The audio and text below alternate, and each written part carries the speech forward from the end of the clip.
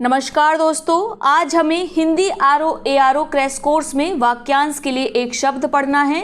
इस सेगमेंट के 2 video upload हो चुके हैं, लिंक आपको डिस्क्रिप्शन बॉक्स में मिल जाएगा। तो चलिए स्टार्ट करते हैं आज के सेशन को। जिसके हृदय में दया नहीं है उसे कहते हैं निर्दय। जिसमें तेज नहीं है इसके लिए उपयुक्त शब्द होगा निस्तेज। इसके साथ याद रखेंगे, जिसका तेज नष्ट हो गया हो उसके लिए एक शब्द होता है तेजोहत या श्रीहत। तेजोहत या श्रीहत किसे कहते हैं? जिसका तेज नष्ट हो गया हो। जबकि जिसमें तेज नहीं है उसके लिए उपयुक्त शब्द रहेगा निस्तेज। जिसमें मल ना हो, अहम ना हो, इसके लिए उपयुक्त शब्द होगा निर्मल। जिसमें पाप नहीं हो, निष्पाप। पापों में डूबे हुए के लिए उपयुक्त शब्द होता है पाप निमज्जित। क्या शब्द होता है? पाप निमज्जित, पापों में डूबा हुआ। वर्तनी पे ध्यान देंगे, पाप निमज्जित, माँ में कोई भी मात्रा नहीं है। जिसका बदला दिया जा चुका हो इसके लिए उपयुक्त शब्द रहेगा प्रतिकृत। किसी को कोई काम करने के लिए उत्तेजित या विवश करना, इसके लिए एक शब्द होगा प्रतोद। मनुष्य की साधारण प्राकृत रूप से मृत्यु क्या कहलाती है? प्रमिति कहलाती है। स्पेलिंग पे ध्यान देंगे, वर्तनी पे ध्यान देंगे। माँ में बड़ी की मात्रा है और ता में है छोटी की मात्रा, प्रमिति। जो प्रमाणित किए जाने का हो, जो मापा ना जा सके, तो यहाँ पर थोड़ा सा ध्यान देंगे, ठीक है। दोनों शब्द व्याकरण के रूप से अलग अलग अर्थ को बताते हैं। जो प्रमाणित किया जाने का हो उसे कहेंगे प्रमेय, यानी जिसे आप प्रमाण के माध्यम से सिद्ध कर सकते हैं वह कहलाता है प्रमेय। जो मापा ना जा सके वह कहलाता है परिमेय। लेकिन ये शब्द एक दूसरे के स्थान पर भी प्रयोग होते हैं। अगर मान लीजिए परीक्षा में आ गया जो प्रमाणित किए जाने का हो और विकल्प में प्रमेय ना दिया हो और परिमेय दिया हो, तब परिमेय भी उत्तर होगा। लेकिन अगर ये दोनों दिया हो तब उपयुक्त आंसर क्या होगा? प्रमेय ही आपका उपयुक्त आंसर होगा। इसी प्रकार से जो मापा जा सके के लिए होगा। अगर दोनों शब्द दिए होंगे तो आप उपयुक्त शब्द किसे मानेंगे? परिमेय को। लेकिन अगर परिमेय ना दिया हो, प्रमेय दिया हो, तो प्रमेय भी सही उत्तर माना जाएगा। आगे बात करते हैं। किसी बात या बात के होने के संबंध में पहले से की जाने वाली आशा या अनुमान, बेहद महत्वपूर्ण 2-3 बार पूछा गया है। इसे कहते हैं प्रवेक्षा। क्या कहते हैं? प्रवेक्षा। पति को चुनने की इच्छा वाली कन्या कहलाती है पतिव्रता। क्या कहलाती है? पतिव्रता। ता में छोटी ई की मात्रा है। थोड़ा स्लो पढ़ रहे हैं ताकि आपको यहीं पर याद होता चले और आप भी मेरे साथ दोहराने का प्रयास करिए। मैं जैसे वाक्यांश बोलूं, अगर आपको आता है तो आप एक शब्द तुरंत बोल दीजिए। उपाय या मार्ग बताने वाले के लिए एक शब्द होता है पथ प्रदर्शक या मार्गदर्शक। पर पुरुष से प्रेम करने वाली स्त्री कहलाती है परकीया। का में बड़ी ई की मात्रा है तो उसे परकीया नहीं पढ़ेंगे, क्या पढ़ेंगे? परकीया।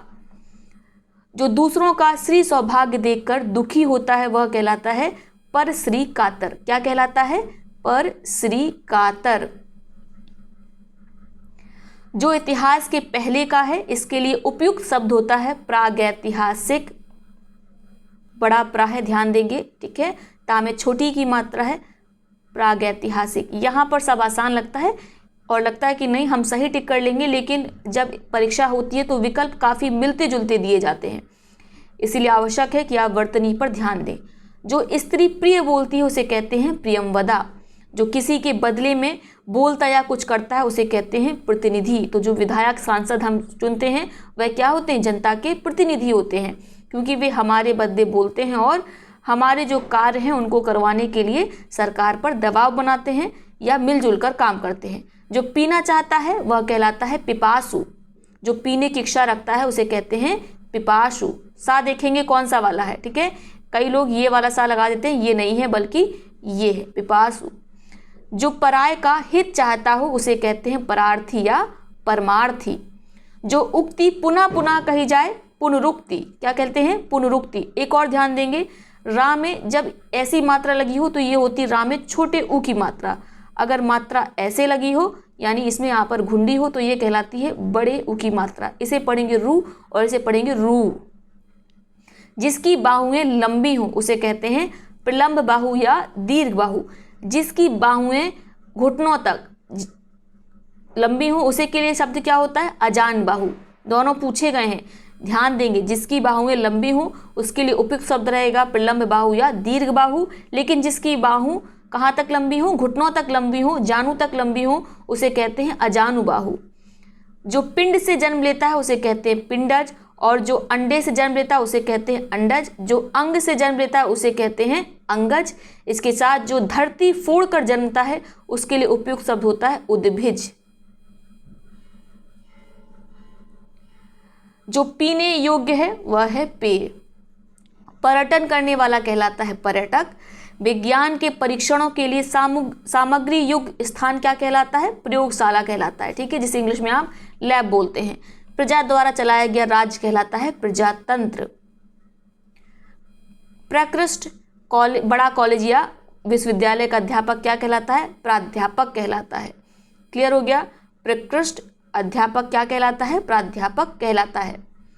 जो पृथ्वी से संबद्ध हो वह कहलाएगा पार्थिव। क्या कहलाएगा, पार्थिव। विदेश में प्रवास करने या रहने वाला कहलाता है प्रवासी। पिता की हत्या करने वाला कहलाता है पितृहंता या पितृघाती। तो पितृहंता तो वंश आपने पढ़ा भी होगा, बताएंगे कि इसकी स्थापना किसने की थी, पितृहंता वंश की। पर्वत की पुत्री कहलाती हैं पार्वती। क्या कहलाती हैं, पार्वती। वह स्त्री जिसका पति परदेश गया हो उसे कहते हैं प्रोसित पतिका। ध्यान देंगे वर्तनी पर, क्या कहते हैं, प्रोसित पतिका। वह स्त्री जिसे पति ने त्याग दिया हो उसे कहते हैं परित्यक्ता। परित्यक आधा का पूरता, परित्यक्ता। प्राण देने वाली या प्राण देने वाला, तो अगर पुल्लिंग है यानी प्राण देने वाला है तो उसे कहेंगे प्राणद, और अगर प्राण देने वाली यानी स्त्रीलिंग है तो हो जाएगा प्राणदा। ठीक है। आंखों के सामने प्रत्यक्ष। अगला वाक्यांश है जिसकी कोई अवधि निश्चित ना हो, ये होता है निरावधि। ध्यान देंगे निरावधि होता है, निरवधि नहीं होता है। रा में बड़े आ की मात्रा होती है, शब्द क्या होता है, निरावधि, और धा में छोटी ई की मात्रा होती है। जिसमें हानि या अनर्थ का डर ना हो, इसके लिए शब्द होगा निरापद। जिसमें जीव अर्थात जीवन ना हो तो उसे कहते हैं निर्जीव। जहाँ एक भी मनुष्य ना हो ऐसे स्थान को कहा जाता है निर्जन। जहाँ एक भी मनुष्य ना हो उसे कहेंगे निर्जन। नई ब्याही वधू, जिस स्त्री का विवाह अभी अभी हुआ हो उसे कहते हैं नव वधू, या नवोड़ा शब्द का भी प्रयोग किया जाता है।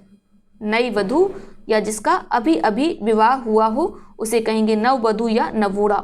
जिसका उत्साह नष्ट हो गया हो उसे कहते हैं निरुत्साह, और जिसका तेज नष्ट हो गया हो उसे कहते हैं तेजोहत, और जिसमें तेज ना हो उसे क्या कहते हैं, हमने क्या पढ़ा था, निस्तेज। तेजोहत के साथ श्रीहत शब्द का भी प्रयोग होता है, जिसका तेज नष्ट हो गया हो। जो नीति का विशेष ज्ञाता हो उसे कहेंगे नीतिज्ञ। स्पेलिंग पे ध्यान देंगे, वर्तनी पे ध्यान देंगे, नीतिज्ञ होता है। जिसका कहीं आश्रय ना हो तो वह कहलाएगा निराश्रय। जिसको लज्जा नहीं हो निर्लज्ज। जिसका कंठ नीला हो नीलकंठ। ये किसका पर्यायवाची है, भगवान शिव का।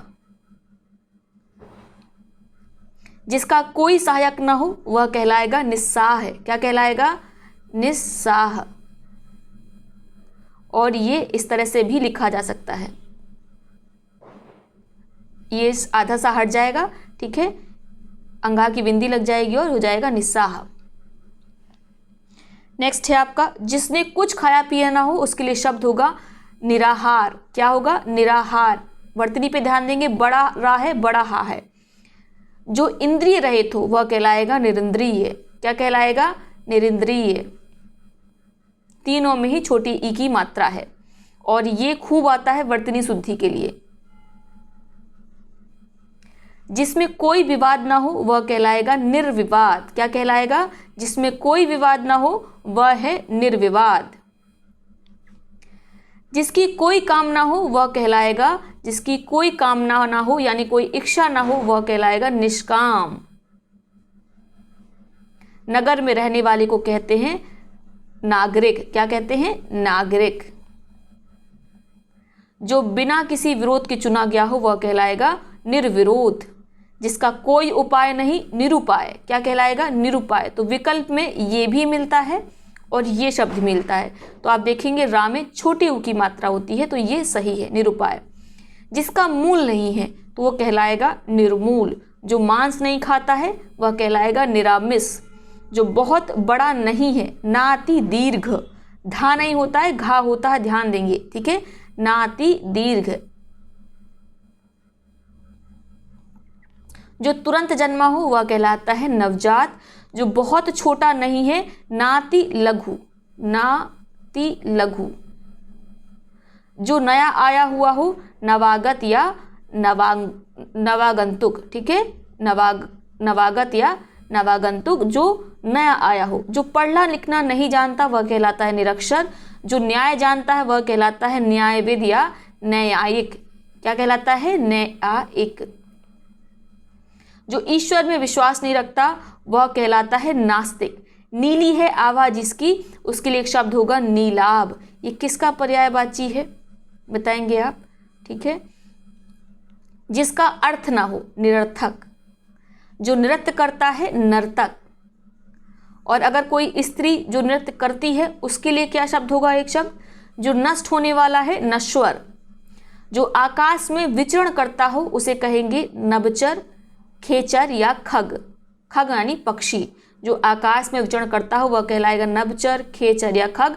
और ये तीनों ही पक्षी के पर्यायवाची हैं। एक बार हम लोग वाक्यांश के लिए एक शब्द पढ़ लें, उसके बाद हमें बहुत सारे प्रश्नों को हल करना है तो और ज़्यादा क्लियर हो जाएगा, ठीक है। नदी से सींचा जाने वाला प्रदेश कहलाता है नदी मातृक। क्या कहलाता है? नदी मातृक। और मैंने आपको बताया है इसमें जो ये वाला रा लगता है, ठीक है, ये रकार होती है। रकार में आ का साउंड आता है, इसमें ई का साउंड आता है। तो ये ज़रूर ध्यान रखेंगे, नदी मातृक है, ठीक है, नदी मात्रक नहीं है, नदी मातृक है। निंदा पर विजय पाने वाला कहलाता है निद्रा जयी। क्या कहलाता है? निद्रा जयी। जो तीनों गुणों सत्य, रज और तम से परे हो वह कहलाएगा निर्गुण या त्रिगुणातीत। क्या कहलाएगा? निर्गुण या त्रिगुणातीत। वो जिस स्थान पर अभिनेता अपना श्रृंगार करते हैं वह कहलाता है नेपथ्य, ठीक है। स्टेज के पीछे के स्थान को क्या कहा जाता है? नेपथ्य कहा जाता है। जो आंखों से परे हो उसके लिए एक शब्द होगा परोक्ष या अप्रत्यक्ष। जो आंखों से परे हो। जिसमें प्रतिभा है वह कहलाता है प्रतिभावान। क्या कहलाता है? जिसमें प्रतिभा है वह कहलाएगा प्रतिभावान। पूजा करने वाला कहलाता है पुजारी या पूजक। पुजारी ज़्यादा उपयुक्त शब्द है। जो अभियोग का विरोध करता है वह कहलाता है प्रतिवादी। जो अभियोग का विरोध करता है यानी प्रतिवाद करता है वह कहलाता है प्रतिवादी। और जो अभियोग लगाता है वह क्या कहलाता है? अभियोगी कहलाता है। और जिस पर अभियोग लगाया गया हो यानी जिस पर मुकदमा चलाया गया हो वह क्या कहलाता है? वह कहलाता है अभियुक्त। जो लौट गया हो उसके लिए एक शब्द होगा प्रत्यागत। जो लौट गया हो इसके लिए एक शब्द होगा प्रत्यागत। थोड़ा सा अलग शब्द है, ध्यान देंगे। जो पूछने योग्य है वह कहलाता है प्रष्टव्य, यानी जो प्रश्न करने योग्य है वह कहलाएगा आपका प्रष्टव्य। जो कथन पुस्तक के आरंभ में लिखा जाता है उसे कहते हैं भूमिका या प्राकथन। तो प्राकथन ज़्यादा उपयुक्त रहेगा, ठीक है, प्राकथन। जो पांचाल देश की रहने वाली है वह कहलाती है पांचाली। स्पेलिंग पर ध्यान देंगे, वर्तनी पर ध्यान देंगे। पा में बड़े की मात्रा, पंचाली नहीं होता है, पांचाली होता है। जिसके पार देखा जा सके वह कहलाता है पारदर्शी। वह ध्वनि जो किसी से टकरा कर आए वह कहलाती है प्रतिध्वनि।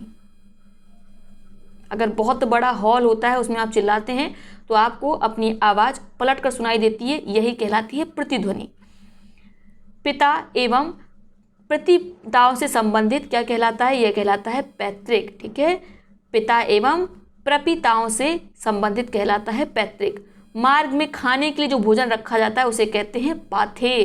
क्या कहते हैं? पाथेय। जो पहनने लायक हो वह हो जाएगा परिधेय। ध्यान देंगे, पारिधेय नहीं है बल्कि क्या है? परिधेय है। पा में कोई मात्रा नहीं लगी है। मनुष्य के पुरुषार्थ द्वारा रचा गया कहलाता है पौरुषेय। और रा में छोटी ऊ की मात्रा है, पौरुषेय। जो गिरा हुआ है वह कहलाएगा पतित। जो पर्दा में रहे वह कहलाती है पर्दा नशीन। जो दूसरों के अधीन है उसके लिए एक शब्द होगा पराधीन। जो प्रकृति से संबद्ध है वह कहलाएगा प्राकृतिक। शिष्य का शिष्य कहलाता है प्रशिष्य। क्या कहलाता है? प्रशिष्य। शिष्य का शिष्य प्रशिष्य कहलाएगा। दोपहर के पहले का समय कहलाता है पूर्वाह्न और दोपहर के बाद का समय अपराह्न। बहुत दिन पहले ब्याही स्त्री कहलाती है प्रौढ़ा और जो स्त्री जिसका विवाह अभी हुआ है वह कहलाती है नवोढ़ा या नई वधू। ठीक है, नववधू। ठीक है, जो व्यक्ति विदेश में रहता हो हम पढ़ चुके हैं प्रवासी कहते हैं। पत्र को ले जाने वाला कहलाता है पत्रवाहक। वह जिसमें तुरंत सोचने की शक्ति हो उसको कहेंगे प्रत्युपन्नमति। महत्वपूर्ण है प्रत्युपन्नमति। वर्तनी पे आपको ध्यान देना है। जिसकी नाभि में पद्म हो, कमल हो, उसे कहते हैं पद्मनाभ। और ये बताएंगे आप ये किसका पर्यायवाची है, किस देवता का पर्यायवाची है? पद्मनाभ। जिसकी नाभि में पद्म हो, कमल हो। जहाँ अनेक प्रकार की वस्तुएं दर्शनार्थ रखी गई हैं वह कहलाती है प्रदर्शनी। क्या कहलाती है? प्रदर्शनी। जहाँ अनेक प्रकार की वस्तुएं दर्शन के अर्थ से रखी गई हों वह कहलाती है प्रदर्शनी। समाचार पत्र पर काम करने वाला कहलाता है पत्रकार। जो रानी राजा के साथ सिंहासन पर बैठने का अधिकार रखती है वह कहलाती है पटरानी। जो पहरा देता है वह कहलाता है प्रहरी। क्या कहलाता है? प्रहरी।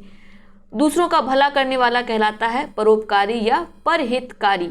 पाँवों से पीने वाले को कहा जाता है पादप। जो केवल फल खाता हो इसके लिए शब्द होगा फलाहारी। जिसमें अधिक फेन अर्थात झाग हो तो इसके लिए एक शब्द होगा फेनिल।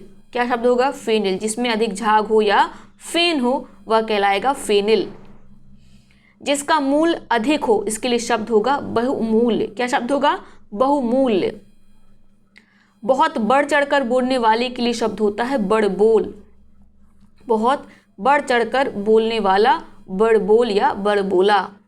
जिसका कीमत जिसकी कामना बीत गई हो, जिसकी कामना बीत गई हो, कामना अर्थात इच्छा कहलाता है। ठीक है, तो जिसकी कामना बीत गई हो उसे कहेंगे बीत काम। और हमने पढ़ा था निष्काम शब्द, यानी जिसकी कामना ना हो उसके लिए एक शब्द होता है निष्काम और जिसकी कामना बीत गई हो उसका होगा बीतकाम।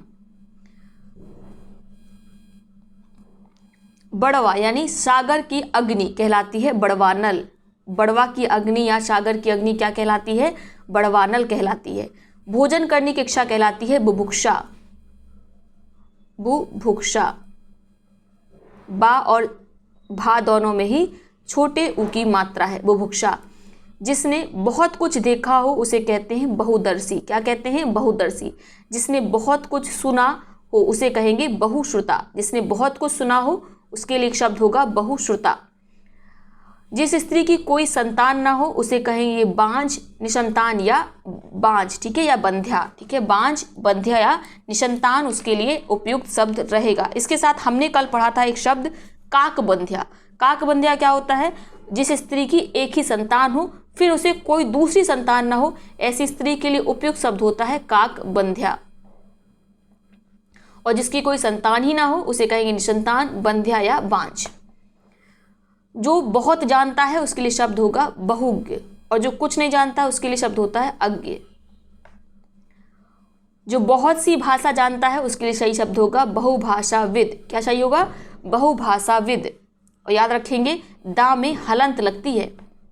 अगर वर्तनी शुद्ध में शब्द पूछा जाए और हलंत ना लगी हो तो ये शब्द गलत माना जाएगा। बहुभाषाविद होता है। ठीक है, विद में दा में हलंत लगती है। जिसकी मृत्यु महामारी द्वारा हुई हो, बेहद महत्वपूर्ण इस बार के लिए, इसको लगा लीजिए इंपॉर्टेंट। ठीक है, जिसकी मृत्यु महामारी द्वारा हुई हो उसे कहेंगे मारी मृत। क्या कहेंगे? मारी मृत। और ध्यान रखना है माँ में रा रकार नहीं है बल्कि ये वाली री है, मारी मृत। बादलों से घिरा हुआ या ढका हुआ उसे कहेंगे मेघावृत। क्या कहेंगे? मेघावृत। मेघावृत। ठीक है, मेघ प्लस आवृत से मेघावृत। आधाता नहीं है, केवल पूरता है, एकता है। मद्य या शराब पीने वाले के लिए एक शब्द होता है मद्यप या शराबी। क्या होता है? मद्य के लिए जो मद्य पीता है उसे मद्यप भी कहते हैं, शराब पीने वाले को शराबी कहते हैं। मन, वचन और कर्म से मनसा वाचा कर्मणा। ठीक है, विवाहित स्त्री का पितृघर क्या कहलाता है? पीहर कहलाता है या मायका कहलाता है, पिता का घर। मर्म को भेदने वाला कहलाएगा मर्म भेदी। दोपहर का सूर कहलाता है मारतंड। और बेहद महत्वपूर्ण क्या होता है? मारतंड। इसमें आधाता भी होता है।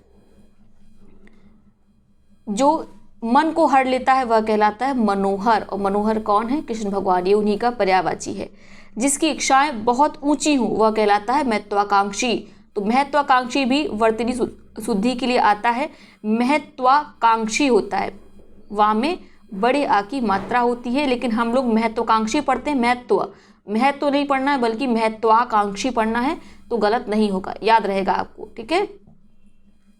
जिसके शरीर में अधिक मांस हो उसे कहेंगे मांसल। मेघ की तरह नाद करने वाला, गर्जन करने वाला कहलाता है मेघनाद। मनन करने योग मननीय। मनन करने योग मननीय। मन की वृत्ति मनोवृत्ति क्या कहलाती है? मनोवृत्ति। माता की हत्या करने वाला कहलाता है मातृहंता या मातृघाती। मोक्ष प्राप्त करने की इच्छा कहलाती है मुमुक्षा। बेहद महत्वपूर्ण, मोक्ष प्राप्त करने की इच्छा कहलाती है मुमुक्षा। या कैसे लिखना है ध्यान देंगे, दोनों ही माँ में छोटे उ की मात्रा है। मरने की इच्छा कहलाती है मुमूर्षा। मोक्ष प्राप्त करने की इच्छा कहलाएगी मुमुक्षा और मरने की इच्छा कहलाएगी मुमूर्षा। और यहाँ पर माँ में बड़े उ की मात्रा है, यहाँ पर छोटे उ की मात्रा, फिर यहाँ पर बड़े उ की मात्रा। तो दोनों को ध्यान रखना है आपको। इसका 2 बार मन में मनन करिए, आपको याद हो जाएगा। जिसका मन महान हो उसे कहते हैं महामना। जिसका मन महान हो उसे कहते हैं महामना। जो मुकदमा लड़ता रहता है उसे कहते हैं मुकदमेबाज।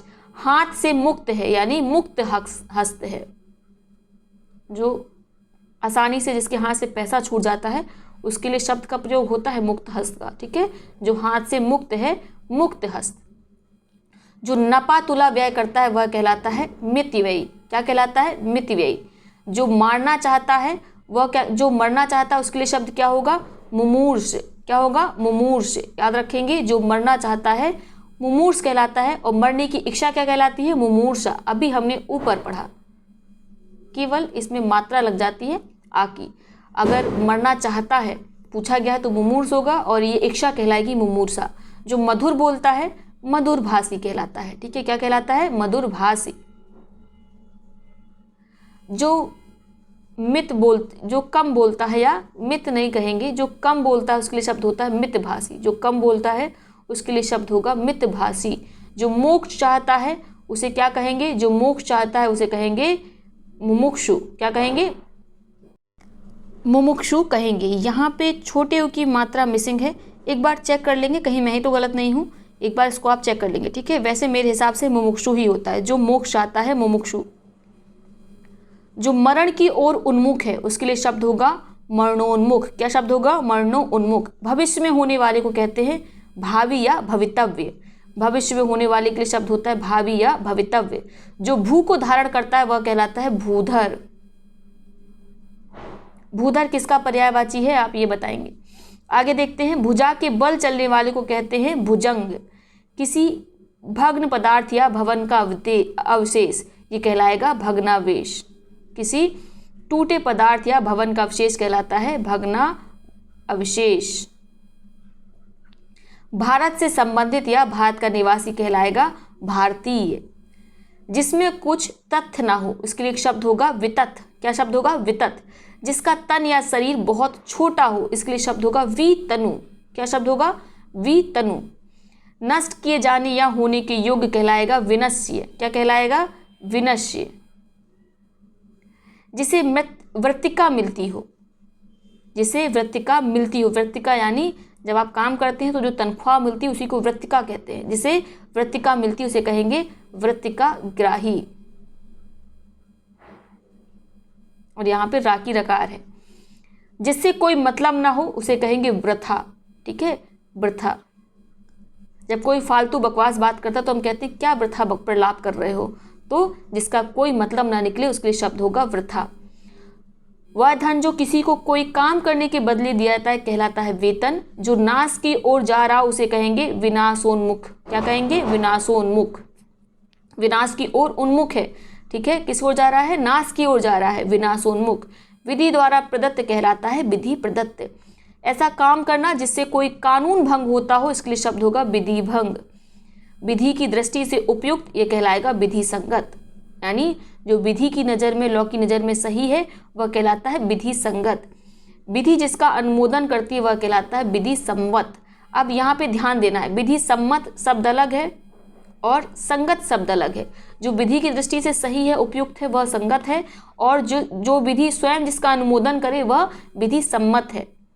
बोलने और कहने की इच्छा कहलाती है विवक्षा। बेहद महत्वपूर्ण, बोलने की या कहने की इच्छा क्या कहलाती है? विवक्षा। तो सभी प्रकार की इच्छाओं को जरूर पढ़ लीजिएगा, परीक्षा के लिहाज से महत्वपूर्ण है।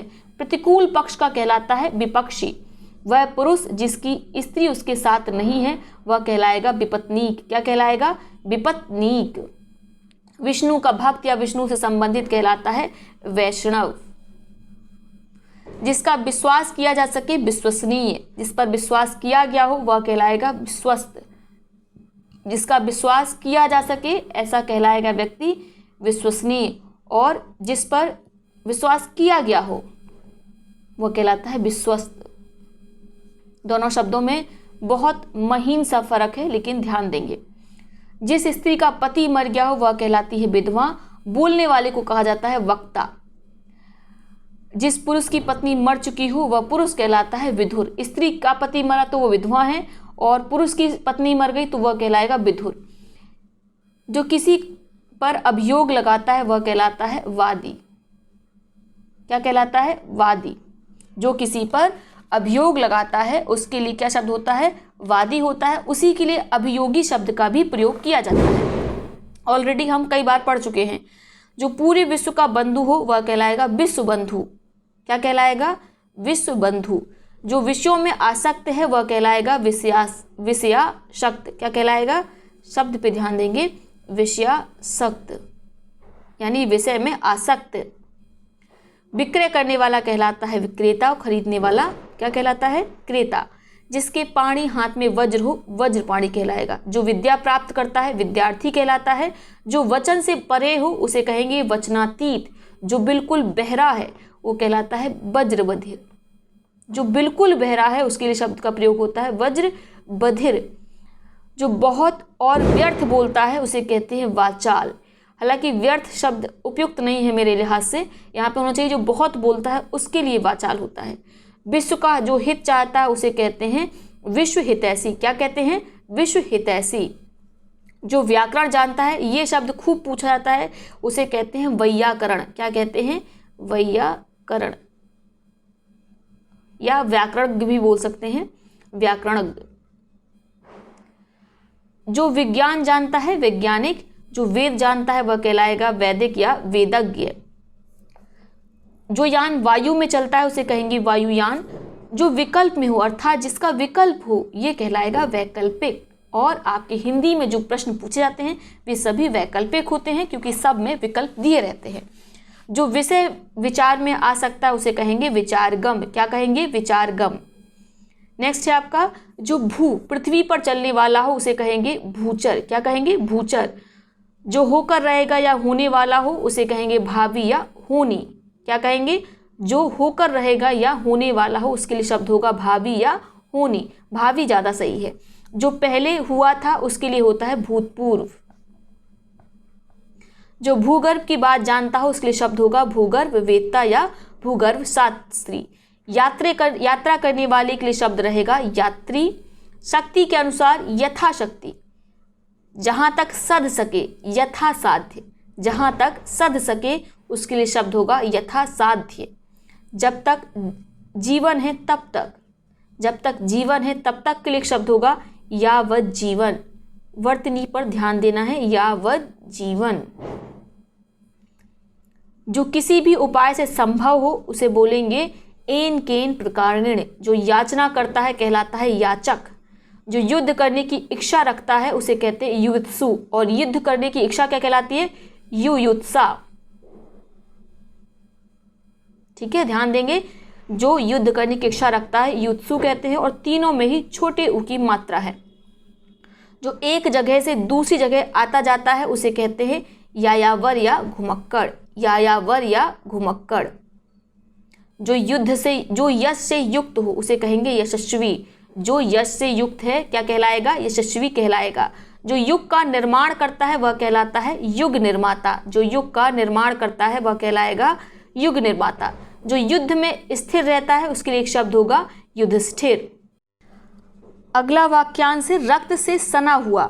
ये क्या कहलाएगा? जो रक्त से सना हुआ है वह है रक्त रंजित, और जो युग बदलने वाला है वह है युगांतकारी। वह क्या है? युगांतकारी है।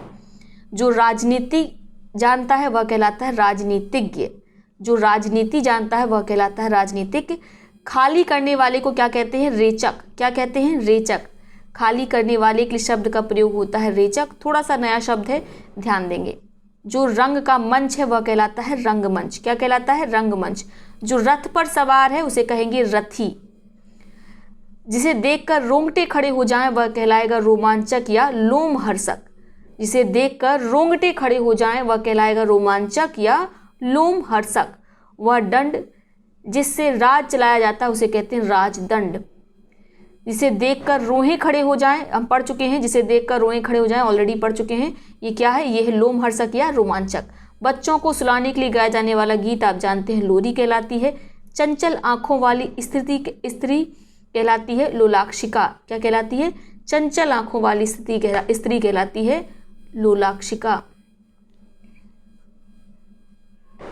और ललना शब्द का प्रयोग किसके लिए किया जाता है ये आप बताएंगे। ललना मैं बता देती हूँ, सुंदर स्त्री को कहते हैं ललना। पाने की इच्छा कहलाती है लिप्सा। क्या कहलाती है? पाने की इच्छा। पाने यानी किसी वस्तु को चाहने की इच्छा, उसे अपने पास रखने की इच्छा कहलाती है लिप्सा। जिसका उदर लंबा हो वह कहलाते हैं लंबोदर। ये गणेश के पर्यायवाची है। जिसने प्रतिष्ठा प्राप्त कर ली है वह कहलाएगा लब्ध प्रतिष्ठ। जिसने प्रतिष्ठा प्राप्त कर ली है उसके लिए एक शब्द होगा लब्ध प्रतिष्ठ। जो पुरुष लोहे जैसा मजबूत है वह कहलाता है लौह पुरुष। तो अभी लौह पुरुष की जयंती भी थी। कब मनाई जाती है बताइए आप? 31 अक्टूबर को। जो वर्णन से अतीत अर्थात परे है, जो वर्णन से अतीत अर्थात परे है उसे कहेंगे वर्णातीत। क्या कहलाएंगे? वर्णनातीत। और वर्णनातीत में ध्यान देंगे, ना के बाद बड़ा ना है फिर तीत है, ठीक है? वर्णातीत। जिस किसी विषय में कही हुई कोई बात कहलाती है वक्तव्य। क्या कहलाती है? वक्तव्य कहलाती है। आशा देकर निराश करने वाला कहलाता है वागारू। बेहद महत्वपूर्ण शब्द और नया शब्द भी है। आशा देकर निराश करने वाला बागारू क्या कहलाता है? वागारू। और रा में बड़े उ की मात्रा है। एक शब्द हमें मिला जिसमें बड़े उ की मात्रा रा में लगी हुई है। जिसे दूसरे के देने का वचन दिया गया हो वह कहलाएगा वाग्दत्त। जिसे दूसरे को देने का वचन दिया गया हो उसके लिए शब्द होगा वाग्दत्त। किसी ग्रंथ की टीका या व्याख्या क्या कहलाएगी? वार्तिक कहलाती है। बेहद महत्वपूर्ण। किसी ग्रंथ की टीका या व्याख्या, जो टीका होता है वो ग्रंथ की व्याख्या को ही टीका कहा जाता है। महाभाष्य पर टीका किसने लिखी है ये कमेंट बॉक्स में आप बताएंगे। किसी ग्रंथ पर टीका या व्याख्या क्या कहलाती है? वार्तिक कहलाती है। व्यर्थ का विवाद या कहा सुनी कहलाती है वितंडा। क्या कहलाती है? वितंडा। व्यर्थ का वाद या कहा सुनी कहलाती है वितंडा। तो ये सेशन आज हो रहा है लंबा। कल हम लोग अगला जो सेशन आएगा वाक्यांश के लिए एक शब्द, उसमें हम सब कंप्लीट कर लेंगे। बहुत कम बचा हुआ है। अगला वाला वीडियो 15-16 मिनट का होगा। उसके बाद जो हमारा 5वां वीडियो आएगा वाक्यांश के लिए एक शब्द, उसमें हम लोग ज़्यादा से ज़्यादा प्रश्नों को हल करेंगे और प्रयास रहेगा जो प्रश्न सरल हैं उनको संकलित ना किया जाए, बल्कि जो थोड़े से भूलने वाले हैं या ऐसे वाक्यांश शब्द हैं जिनमें और सारे वाक्यांश आपको सीखने में मदद कर सकते हैं, उस तरह के प्रश्नों को हम लोग कंपाइल करेंगे और उनको हल करेंगे। तो इन सेशंस को आप ध्यान से देखते रहिए। कल हमें यहाँ से पढ़ना है। जिसके हाथ में वीणा हो वीणा पाड़ी, ठीक है? तो कल हम यहाँ से पढ़ेंगे। आप अपने दोस्तों के साथ इन वीडियोस को शेयर करिए। आपके बहनें होंगी, भाई होंगे, मित्र होंगे, उनके साथ शेयर करिए। आपकी पूरे जितने 6 सेगमेंट हैं RO में, उन सब को एक एक करके कंप्लीट कराया जाएगा और सबके 4-4, 5-5 सेशन रहेंगे। संभव है कि वर्तनी शुद्धि में कुछ सेशन कम रहे, लेकिन हम उसमें प्रश्न ज़्यादा हल करेंगे, क्योंकि वर्तनी शुद्धि में केवल वर्तनी शुद्धि नहीं आती बल्कि वाक्य शुद्धि भी आती है। तो वाक्य शुद्धि में हम डायरेक्ट प्रश्न करेंगे और तभी आपको बताया जाएगा कि आपको कैसे पहचानना है, किस प्रकार की अशुद्धि वाक्य में होती है। तो वो हम लोग उसमें हल करेंगे। तो वो उसके भी 4-5 वीडियो जाएंगे, हर सेगमेंट में 4 से 5 वीडियो रहेंगे। और यही पढ़ने का सबसे अच्छा तरीका भी है कि पहले आप स्टडी मटेरियल को पढ़ लीजिए, उसके बाद क्वेश्चन को करिए। अगर डायरेक्ट क्वेश्चन करने जाएंगे तो इतने सारे शब्द हैं, आप खुद समझिए इनसे कितने सारे प्रश्न बन सकते हैं। तो 1000 प्रश्न पढ़ने से अच्छा है कि आप पूरा स्टडी मटेरियल पढ़ लीजिए, चाहे उससे 1 लाख प्रश्न भी बन जाएं तब भी आप हल कर लेंगे। ठीक है, तो प्लीज़ आप इन वीडियोस को अपने दोस्तों के साथ शेयर करिए। चलिए फिर अगले सेशन में मिलेंगे, तब तक के लिए खुश रहिए, मस्त रहिए, स्वस्थ रहिए, पढ़ते रहिए, रिवीजन करते रहिए।